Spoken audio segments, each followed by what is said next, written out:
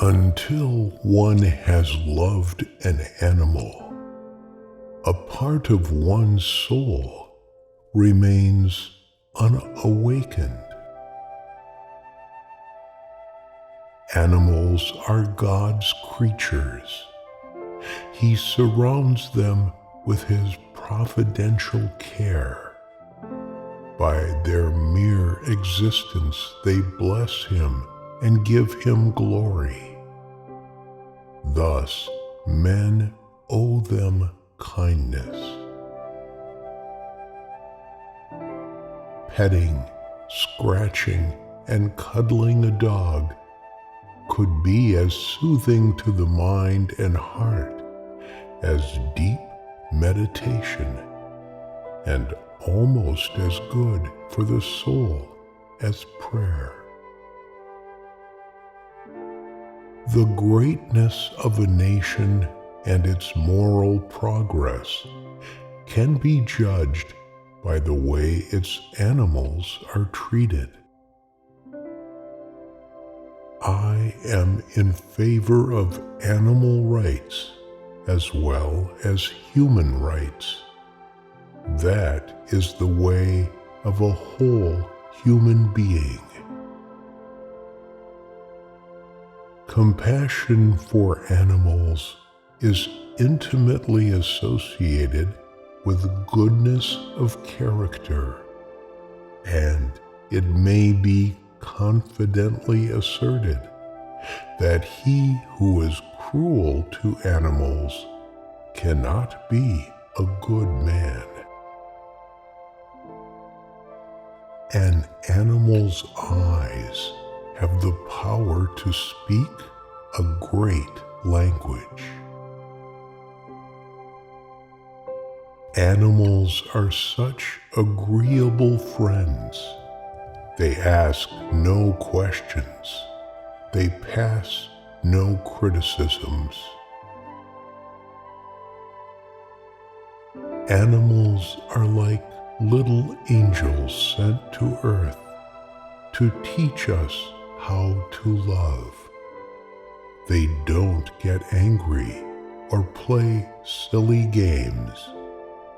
They are always there for us. Animals are not property or things, but rather living organisms, subjects of a life, who are worthy of our compassion, respect, friendship, and support.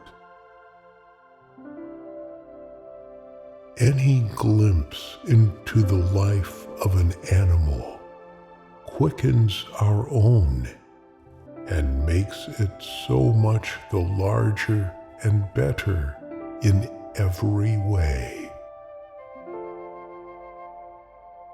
I love animals, sometimes more than people, because they don't judge. All they want is love. I think I could turn and live with animals. They are so placid and self-contained. I stand and look at them long and long. If having a soul means being able to feel love and loyalty and gratitude, then animals are better off than a lot of humans. Animals are a window to your soul and a doorway to your spiritual destiny. It is much easier to show compassion to animals. They are never wicked. The love for all living creatures is the most noble attribute of man. You can judge a man's true character by the way he treats his fellow animals. Animal protection is education to humanity. Animals generally return the love you lavish on them by a swift bite in passing, not unlike friends and wives. The animals of the planet are in desperate peril. Without free animal life, I believe we will lose the spiritual equivalent of oxygen. The world is not an inferior product, and animals are not a fabrication for our use. No animal deserves having its name misused to insult a human being with it. We don't have two hearts, one for animals and one for humans. We have one heart, or we don't have any. Man, do not pride yourself on your superiority to the animals, for they are without sin, while you, with all your greatness, you defile the earth wherever you appear, and leave an ignoble trail behind you. And that is true, alas, for almost every one of us. Compassion for animals is intimately associated with goodness of character, and it may be confidently asserted that he who is cruel to animals cannot be a good man.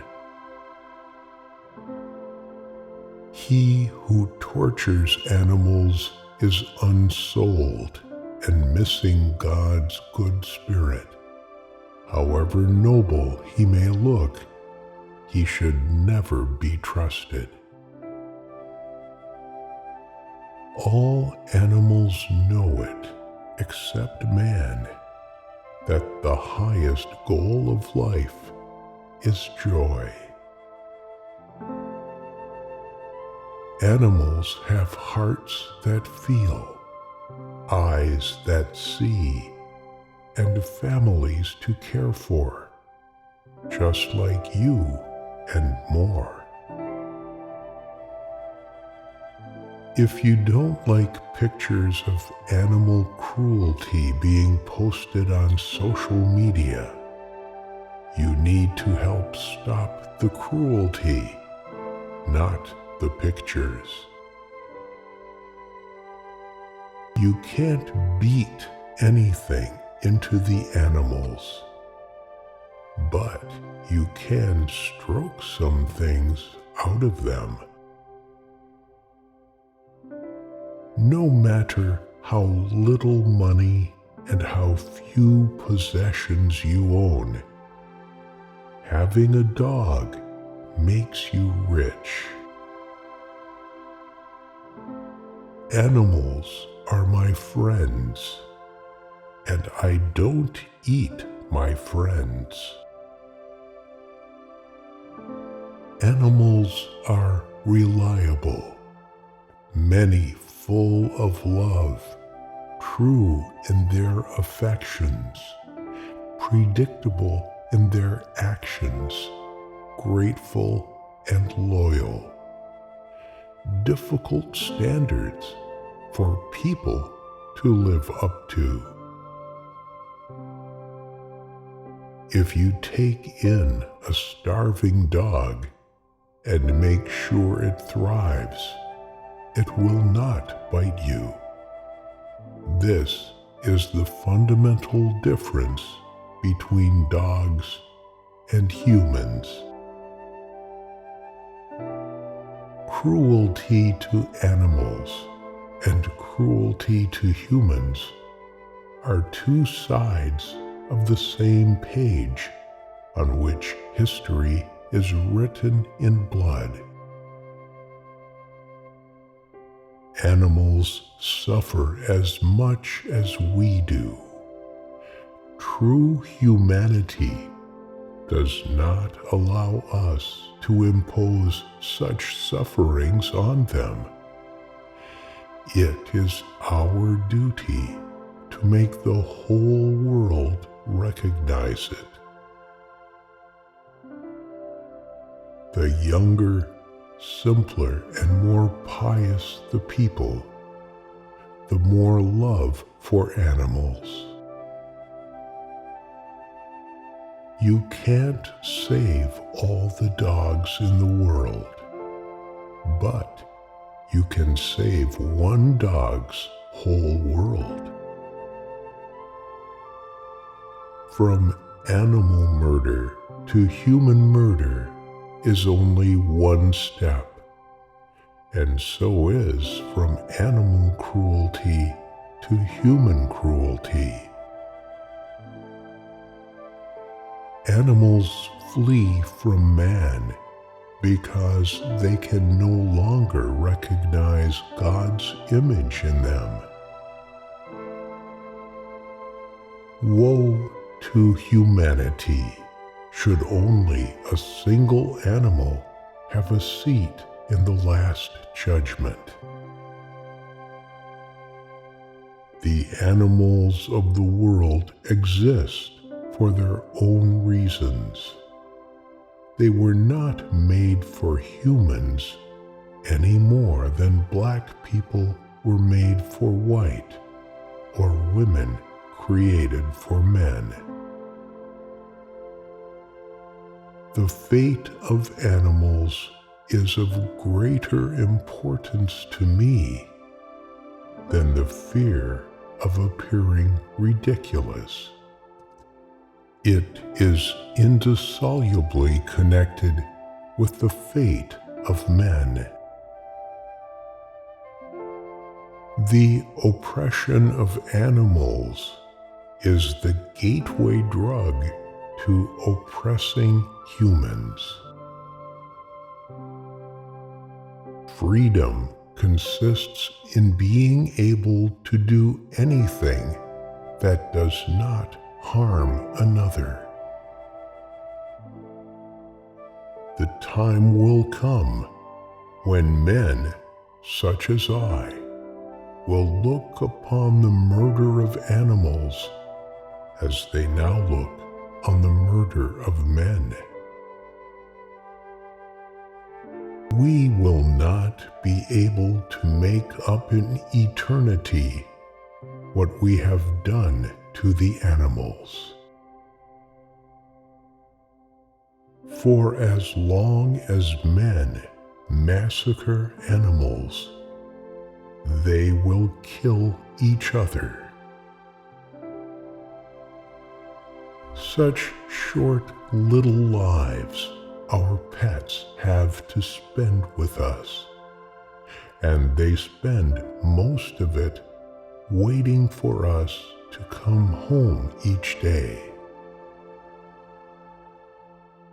Love for all living beings is the noblest quality of man. I believe animals should be respected as citizens of this earth. They should have the right to their own freedom, their own families, and their own life. Babies and animals are the mirrors of nature. The animals are our brothers, big and small. Only in this knowledge do we arrive at true humanity. Thanks for watching, and subscribe for more.